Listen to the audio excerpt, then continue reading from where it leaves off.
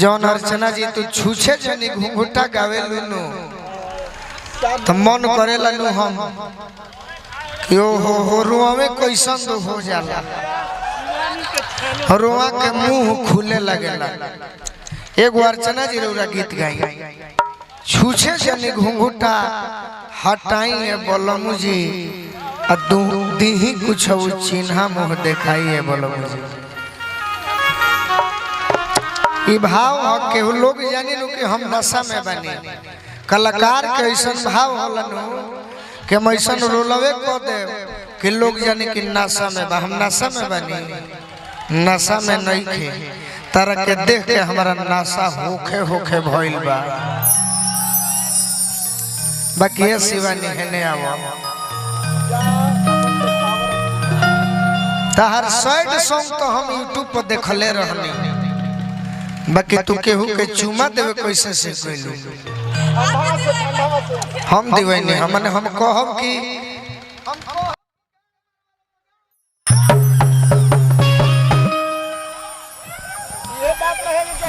किरण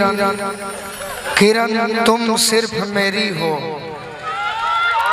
किरण तुम सिर्फ मेरी हो हम कहब मने तो कुछ हो जाइबू गलत बात सौरी कहत एक दिन औरी कह ना। अर्चना जी बड़ी सुंदर गायिका हैं और